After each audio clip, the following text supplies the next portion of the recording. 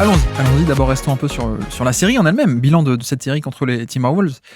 C'est vrai que déjà, première chose que j'ai envie de noter, c'est que, bon, je comprends un peu le côté un peu catastrophisme qu'on retrouve dans les médias, chez les fans, etc.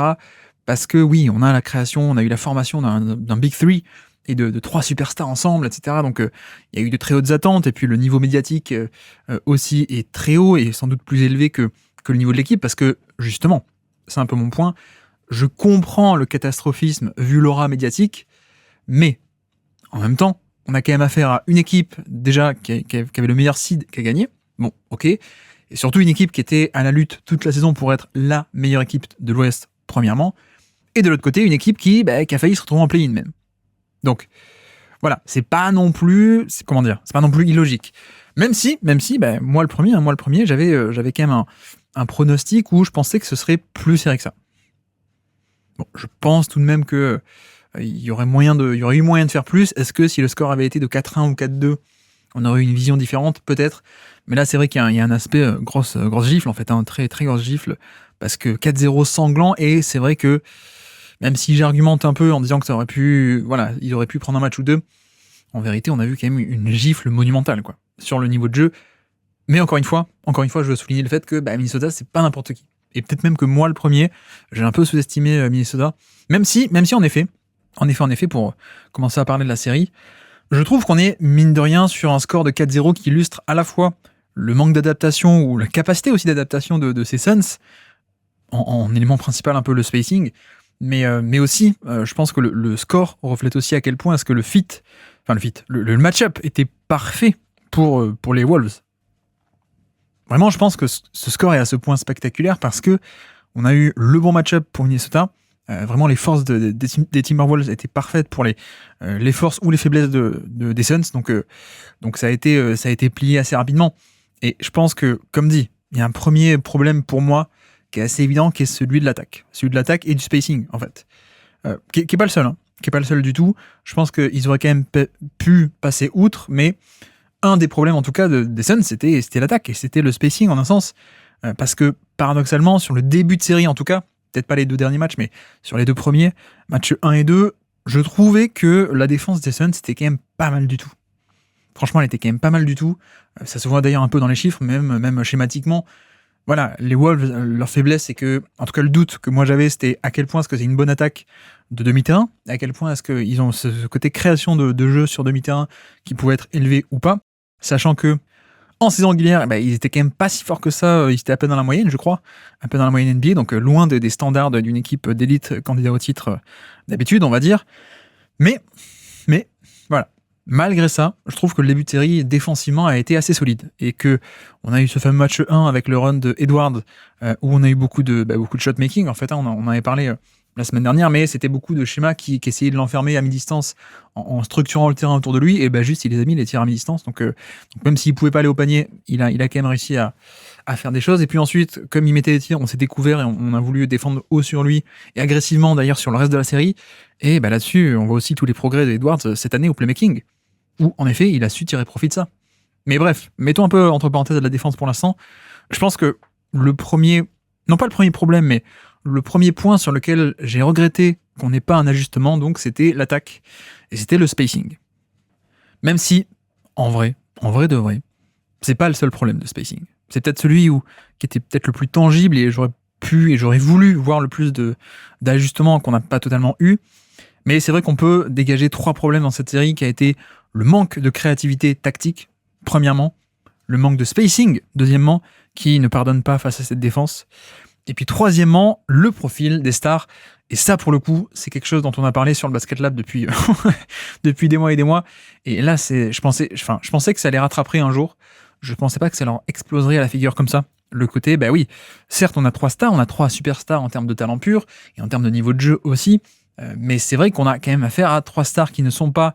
vous savez, on aime bien cette distinction sur le Basket Lab de casseur de défense versus terrasseur de défense. Donc, est-ce que tu es capable de casser une défense, de créer des décalages partout et donc de créer du jeu, ou est-ce que tu es juste un terrasseur, tu es juste, je m'élève par-dessus mon défenseur, grosso modo, hein, et juste je terrasse comme ça, mais je ne la casse pas. C'est juste que je score malgré tout, mais je vais pas lui faire mal. Je vais pas créer un chaos, je vais pas créer des décalages, etc., etc. Et c'est vrai que voilà, les Suns, on en a parlé, il y a pas de playmaker de premier ordre. Kevin Durant, c'est un terrasseur, le meilleur terrasseur de l'histoire, certes, mais ça reste un terrasseur, c'est pas un casseur de défense qui va créer moult décalages, surtout avoir le playmaking derrière pour en profiter. Devin Booker, c'est peut-être le profil qui est un peu plus hybride entre tous, mais c'est pas non plus extraordinaire. Et puis Bradley Beal aussi. Donc il y a un peu ce côté profil de star, premièrement, et puis deuxièmement, même en tant que scoreur, il y avait aussi un élément particulier en plus, qui est que aucun des trois n'est un gros driver. Je pense que celui qui l'est le plus, c'est Bradley Beal, mais c'est pas non plus la folie. Et voilà, ça on a discuté toute la saison. C'est vrai que il y a un côté redondance de profil et qui a gêné d'abord, et il y a un certain profil qui a manqué. Le profil de playmaker de premier ordre, premièrement, et surtout aussi le côté driver de très très haut niveau.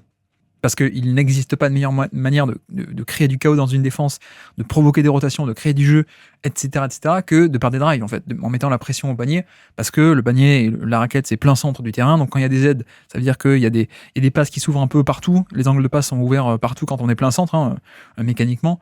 Enfin bref, il y a beaucoup de conséquences au fait d'avoir de bons drivers, et c'est vrai qu'on est tombé à l'inverse dans un peu la tendance de ces joueurs-là, de ces stars-là, qui est de prendre beaucoup de pull-up à mi-distance et voilà, de tirer dans le périmètre plutôt que d'aller au panier et mettre une pression au panier. Durant, Booker et Bradley Beal, c'est pas Luka Doncic, quoi. C'est pas Zidane, mais c'est pas des gros drivers, c'est pas ce genre ce type de profil. Donc c'est vrai que ça a manqué, et c'est là où tout se rejoint en fait pour moi, parce que premièrement, donc on peut commencer par là, le profil des stars est particulier, mais deuxièmement, il n'y a pas eu la créativité tactique pour passer outre, et troisièmement, il n'y a pas eu non plus le spacing pour passer outre. Donc à la base, on a des profils qui sont pas idéaux, on va dire, en tout cas pas les trois ensemble, et il manque un peu un truc, quoi, il manque l'étincelle, et en plus, il n'y avait pas le spacing, donc ça c'est un peu embêtant. Il n'y avait pas non plus une créativité tactique qui a fait qu'on pouvait tout de même arriver à les combiner et à créer des choses malgré tout, de par des systèmes, de par des combinaisons, de par plein de trucs comme ça. Donc voilà, c'est ce qui fait que, à mon avis, ce côté profil de pull-up et profil de mi-distance et profil de pas gros driver leur a un peu explosé à la face, parce que il manquait et le spacing et la créativité tactique pour passer outre. Donc voilà, vraiment, moi, c'est un peu l'histoire de la saison. On reviendra tout à l'heure sur le bilan de la saison un peu plus global, mais pour moi, c'est un peu l'histoire de cette série, pour le coup, parce que ouais, ça pardonne pas, en fait. Et ça pardonne pas face à cette défense, évidemment. Mais notamment sur le côté profil des joueurs. Voilà, je peux aussi vous renvoyer sur le podcast qu'on a fait avec Antoine Tartrou, il y a 1 an pile, je crois, à propos de Kevin Durant, le paradoxe Kevin Durant. Voilà, Durant, c'est le scoreur absolu, efficacité, les meilleures efficacités de l'histoire, etc., etc. Vous connaissez l'histoire. Mais c'est pas quelqu'un qui, de par lui seul, peut créer du jeu, parce qu'il n'a pas ce playmaking-là, il n'a pas cette création collective. Donc voilà, Kevin Durant, il a toujours eu Westbrook à côté, premièrement. Ensuite, il a eu le système de Warriors, deuxièmement. Et puis après, c'était même honnête, il y avait James Harden qui était un peu dans ce rôle-là de casseur de défense. Et voilà, là, c'est vrai que ça manque un peu. Ça manque un peu, donc c'est un peu un problème, et manque de spacing a fait que aussi, je pense que le meilleur dans la série des trois, je pense que je dirais Bradley Beal tout de même, mais c'est vrai que plus globalement, pour moi il y avait un manque de spacing qui était flagrant, parce que, exemple très simple, mais au-delà même de, je peux pas faire un drive parce que sous le panier il y a quelqu'un qui m'attend et qui peut se permettre d'être sous le panier plutôt que de défendre son attaquant parce qu'il craint pas le shoot. Au-delà de ça, même sur l'exemple des pick and roll en fait. Les pick and roll, c'est un exercice où les trois sont quand même largement au-dessus de la moyenne. On n'est pas niveau LeBron, on n'est pas niveau Luka Doncic ou Chris Paul. Ils sont quand même compétents. Mais là, le problème pour moi, c'est que on regarde le spacing et qu'est-ce qui s'est passé. Sur les pick and roll, Minnesota pouvait envoyer les deux défenseurs, donc le défenseur du porteur de balle et le défenseur intérieur. Les deux pouvaient rester sur le porteur de balle. Et pourquoi ? Parce que Nurkic, notamment, quand c'était Nurkic, Gobert défendait sur Nurkic, donc Nurkic en poseur d'écran, Nurkic il n'a pas le pick and pop. Donc il y a un nombre incroyable d'actions où forcément les deux défenseurs du pick and roll, les deux sont sur le porteur de balle, sur Bradley Beal, sur Booker ou même sur Kevin Durant. Donc oui, il y a une question de profil, mais il n'y a pas que ça. Pour moi, il n'y a pas que ça. Il y a aussi le fait que il manquait un pick and pop, donc ce qui fait que on ne craignait pas du tout cette menace un peu dans le périmètre.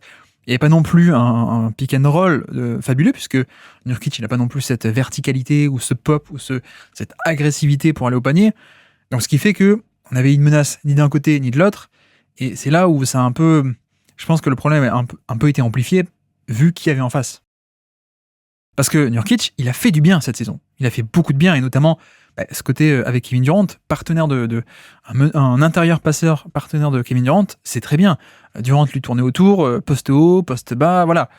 Nurkic fait du bien, mais dans cette configuration, face à cette défense, et notamment la configuration des pick and roll, non, parce que la majorité des pick and roll, les deux défenseurs restaient sur le ballon, et donc voilà, Bradley Beal, il sortait de son écran, il y avait nulle part où aller.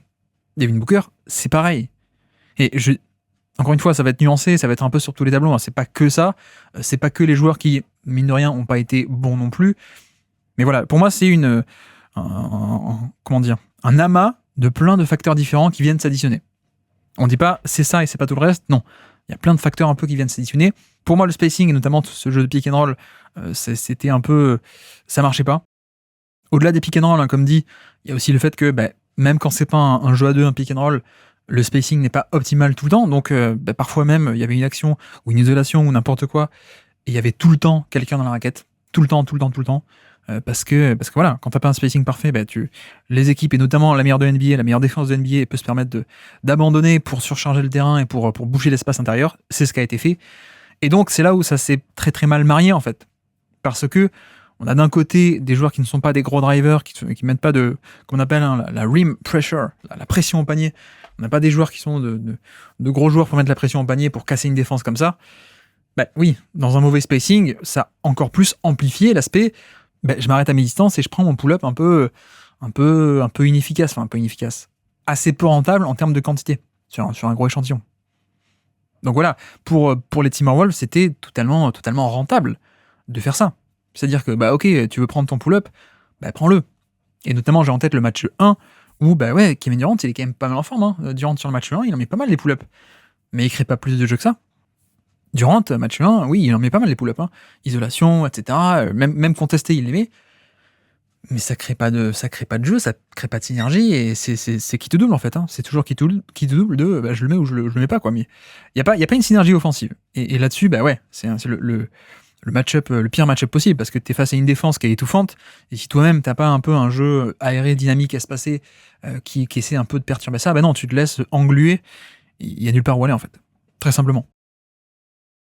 Et c'est vrai que je pointe d'autant plus du doigt le spacing, parce que pour moi c'était sans doute l'aspect le plus tangible, comme dit, et celui sur lequel il y avait possiblement des ajustements à faire, qui n'ont pas tant que ça été fait. En tout cas, ça a un peu tardé à venir. Sur la fin de la série, sur le dernier match, notamment, oui, en effet, Nurkic a à peine 20 minutes sur le match, et du reste, beaucoup plus de minutes pour Royce O'Neal et autres profils comme ça. Mais je trouvais que ça a un peu tardé. Et c'est un peu toujours comme ça avec les coachs en général, c'est le biais du risque zéro, ou en tout cas le biais de attention, on ne va pas faire trop de changements, on va pas être trop téméraire parce que sinon on va le payer. Et je peux comprendre, hein, mais il y a souvent un aspect où on trouve que les ajustements arrivent trop tard, en fait. Et là, au bout d'un match ou deux, moi, je prêchais plutôt pour un côté, de toute façon, la défense, on va pas être génial, et le peu qu'on est, c'est peut-être pas forcément entièrement Nurkic, hein. C'est pas non plus Nurkic qui va aider à protéger le panier ou autre, c'est surtout les schémas qui étaient pas mal en début de série, les schémas de, Devin Booker qui se met dans le gap, qui se met en tête de raquette, qui bouche l'espace, pour Anthony Edwards qui va driver, Bradley Beal pareil, là dans le deuxième rideau de Kevin Durant, etc. Donc, je prêchais un peu ce truc de, c'est pas grave, on va perdre un peu en défense, mais on va plus gagner en attaque avec un small ball total. Royce O'Neal, entre guillemets, poste 5, ou Kevin Durant poste 5, mais un small ball et un space out maximal. On va plus gagner avec ce spacing maximal que ce qu'on va perdre défensivement, notamment avec Nurkic qui n'est pas sur le terrain. Et c'est vrai que moi, tout le long de la série, j'étais un peu frustré que ça ne vienne pas beaucoup en tout cas. Parce que ça n'aurait pas réglé le problème des profils de joueurs, ça n'aurait pas réglé le problème que ce ne sont pas des drivers, etc. Mais j'aurais été curieux de voir plus que ça des pick and roll avec le porteur de balle qui n'est pas défendu par deux, quoi. Parce que si plutôt que Nurkic, tu as Royce O'Neal qui fait le pick and pop, il est au moins un peu défendu. Et c'est même pas obligé d'être Royce O'Neal, hein. Si tu fais un pick and roll avec Kevin Durant, en poseur d'écran, par exemple, avec Royce O'Neal dans le corner ou sur l'aile. Mais voilà, tu fais un pick and roll avec Kevin Durant, Kevin Durant, il est respecté en pick and pop. Donc t'en as pas deux sur le ballon. Donc voilà, là-dessus j'étais un peu déçu, ce qui m'amène un peu à un autre point, enfin un point que j'ai déjà cité, c'est le manque de créativité tactique, où je trouve que on a largement un peu sous-utilisé les combinaisons possibles. C'est-à-dire que oui, on peut souligner le manque de spacing, oui, on peut souligner les profils, on a déjà fait en longueur sur les profils, mais mine de rien, malgré tout, au-delà de ce côté, ils aiment bien prendre les pull-ups plutôt qu'aller au panier. Au-delà de ce côté, il n'y en a aucun qui est un excellentissime playmaker de premier ordre, manipulateur de défense, etc., etc. Au-delà de ça, ce sont quand même 3 des joueurs les plus polyvalents parmi les stars, je trouve. C'est-à-dire que Devin Booker, Bradley Beal, Kevin Durant, ils peuvent jouer avec la balle et sans la balle. Et c'est vrai que là-dessus, j'ai trouvé que il y avait un potentiel de combinaison entre les 3. Alors, soit à 2, soit à 3, soit avec d'autres. Hein. Mais j'ai trouvé qu'on n'a pas eu une dose de créativité tactique pour créer ce genre de combinaison et avoir des résultats, en fait. Et tirer profit complètement de leurs menaces. Parce que, certes, c'est pas des drivers, c'est pas des LeBron James, c'est pas des Luka Doncic, etc., etc., mais tu peux faire plus. Je pense que tu peux faire plus. Et là, ce qu'on a eu, c'était pas fou. C'était pas fou. Donc, je mettrais quand même un peu un côté manque de créativité tactique qui a fait du mal, parce que quand tu rajoutes ça à tout le reste, ça explique un peu les performances défensives de Minnesota, je trouve. On a eu peut-être un peu trop, beaucoup trop de les possessions un peu stagnantes de Phoenix, de justement l'isolation, le pick and roll un peu statique, etc., etc., les fameux pull-ups, voilà. J'aurais aimé plus, j'aurais aimé beaucoup plus, et je trouve qu'on ne l'a pas eu, c'est un peu dommage, mais voilà. Et de l'autre côté, on a eu aussi des schémas, et je pense qu'on va le voir sur le reste des playoffs notamment, mais un aspect qui a très bien marché pour Minnesota, c'est le fait que défensivement, en fait, notamment les pivots, les pivots quand ça faisait des switches, déjà, ça pouvait switcher, et il n'y avait pas de problème, on ne se faisait pas déborder directement, donc Gobert et Nasrid notamment, mais ils font aussi une tactique qui est très classique, finalement, qui est sur des switches, le mec qui fait le switch, ensuite, il presse très haut. Et donc, Gobert qui va presser très haut sur Kevin Durant, oui, il est vulnérable, donc à un drive. Parce que l'extérieur est plus rapide, donc l'intérieur qui est a priori un mismatch, plus il va aller haut, moins il va avoir de marge de manœuvre. Donc il peut se faire déborder. Mais en fait, c'est précisément là tout le schéma de Minnesota et en fait de tout le monde. Hein. Je me souviens que Denver faisait déjà ça avec Mason Plumlee en 2020 par exemple, mais c'est un classique, hein. C'est un classique de chez classique, c'est-à-dire on donne le switch, ok, on fait semblant qu'il y a un mismatch, ok, mais en fait on presse très haut et très fort pour 2 choses. Premièrement, si on se fait déborder, c'est pas grave parce qu'il y a quelqu'un en deuxième rideau, voilà. Et autre raison aussi, deuxième raison, c'est que Gobert quand il montait très haut sur Kevin Durant ou quand Nasrid montait très haut sur Booker ou sur Durant ou sur Bill ou n'importe qui. Pourquoi est-ce qu'on monte très haut ? C'est aussi pour empêcher un pull-up à 3 points. Et pour justement un peu forcer le joueur à driver, en sachant qu'il n'est pas à l'aise pour driver, mais le forcer à driver vers une deuxième aide ou un troisième défenseur qui va être là aussi, quoi. Donc voilà, c'est un peu là-dessus où le match-up était pas bon du tout. Spacing, profil des joueurs, coaching, et même en termes de résultats, pour parler un peu de stats, c'est une équipe qui a pris extrêmement peu de 3 points sur cette série. C'est-à-dire qu'ils en ont pris, premier match, 35% de leurs tirs étaient à 3 points, ensuite 25, 31 et 31. Sachez que c'est dans le 41e centile, donc mieux que 41% des matchs de cette saison, 6e centile, 17e centile et 15e centile. Voilà, donc très très peu de 3 points en termes de nombre de 3 points, très peu de tirs au panier également, et puis 2 matchs sur 4 où Phoenix a été catastrophique au rebond offensif. Mais vraiment, quand je dis cata, c'est cata de chez cata. C'est pas juste un peu mauvais. Il n'y a aucun apport au rebond offensif. Et c'est un peu dommage parce que c'était censé être une de leurs forces, en fait. Le rebond offensif et cette capacité d'aller chercher des opportunités en plus. Le fameux jeu des possessions où tu vas chercher des cartouches en plus parce que tu as plus de ballons que l'adversaire, tu as plus de possessions parce que tu as des rebonds offensifs.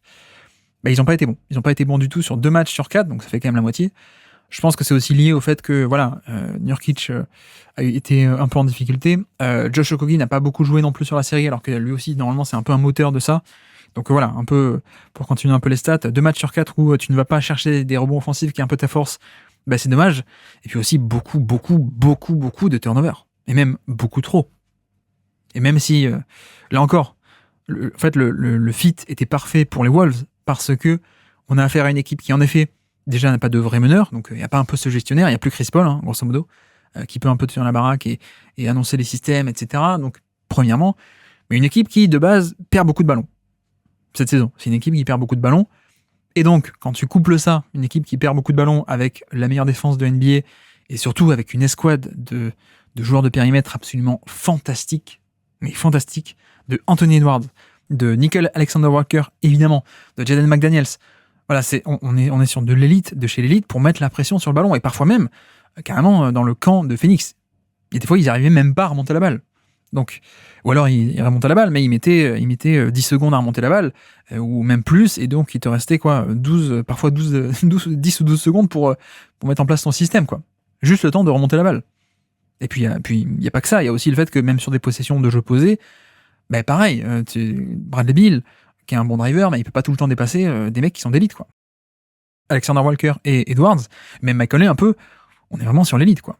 Donc là-dessus, voilà, là encore, le fit était pas bon, et il y a un côté très pression ultra intense de la part de Minnesota qui a très bien matché avec une équipe qui déjà n'était pas sûre d'elle-même et perdait beaucoup de ballons. Donc, mariage parfait pour Minnesota, qui a en effet réussi à faire beaucoup de dégâts. Et puis, pour passer rapidement sur le côté défensif de la série, là encore, on a vu exploser au grand jour ce qui était la faiblesse de Phoenix, c'est-à-dire la défense du panier. La défense du panier, ça a été cata. On savait que c'était la faiblesse de Phoenix, et là, ça a été très mauvais, parce que en termes d'efficacité autorisée au panier, ça va, c'était pas cata. Des scores entre le 40e et le 75e centile, on va dire. Donc voilà, ça pouvait alterner. On était grosso modo autour de la moyenne, un peu en bas, un peu en dessous, un peu au-dessus parfois. Donc au niveau de l'efficacité au cercle, ça va. Par contre, c'est le nombre de tirs au cercle qui a été extrêmement élevé, beaucoup trop élevé. Et donc très mauvais.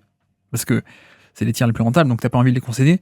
Là-dessus, non. Ils ont été, pour vous dire les centiles, donc où est-ce que ça se situe en termes de le rang des performances, 34e centile, 4e centile, donc à peine mieux que 4% de tous les autres matchs, 20e centile et 0e centile.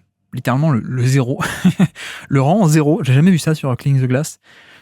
Donc voilà, là encore, très mauvais fit, parce que on a affaire à une équipe de Minnesota qui, quand elle veut, elle peut le faire. Et notamment avec Edwards. Et c'est ce qu'on a vu. Edwards, il a ce défaut de parfois prendre beaucoup trop de pull-up et de pas aller au panier. Mais là, il s'est régalé. Il s'est régalé. Parce que déjà, non, généralement, parce que le Phoenix ne défend pas bien le panier, en fait. Il y a un problème de défense du panier à cause de, à la fois, le premier rideau et puis le deuxième. Voilà, c'est très très simple. C'est-à-dire qu'en premier rideau, on a des gens qui se font dépasser un peu facilement, parfois. Des Bill ou des Booker, ou voilà, c'est pas parfait. Et en deuxième rideau, on a Nurkic, qui est plus du tout un pivot défensif à ce stade de sa carrière, donc compliqué, et parfois Kevin Durant, j'ai pas trouvé qu'il a fait une grande série défensivement, en tout cas sur la fin. Au début c'était pas mal du tout, mais sur la fin j'ai trouvé que la défense en second rideau elle était pas tout le temps top.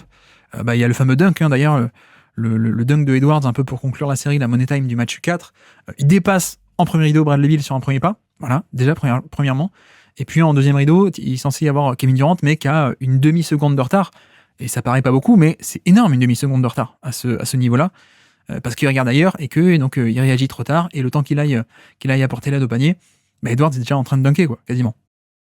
Donc voilà, une action qui illustrait assez bien, à mon avis, ce côté, faiblesse de Phoenix, on ne protège pas bien le panier, et Minnesota a su appuyer là-dessus, donc beaucoup de tirs concédés au panier en termes de fréquence.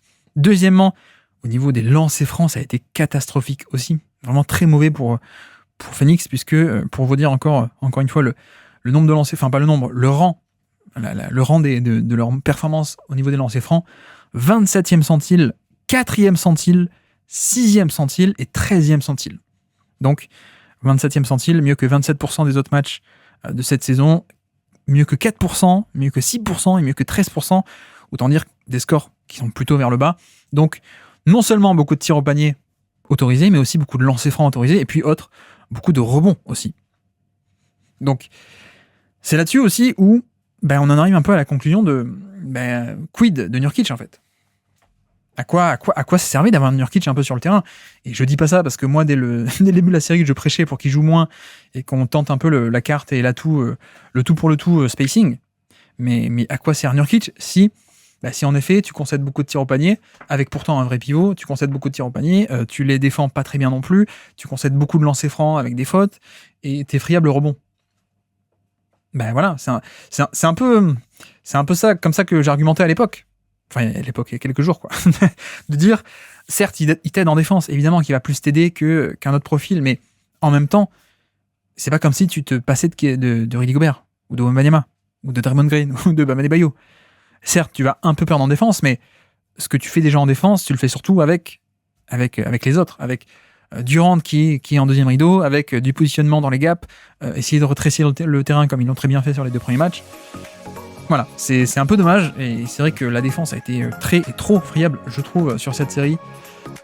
Merci d'avoir écouté cet extrait. S'il vous a plu, l'émission complète est disponible en description, et on se donne rendez-vous sur le feed principal du Basket Lab pour l'intégralité des podcasts. À bientôt.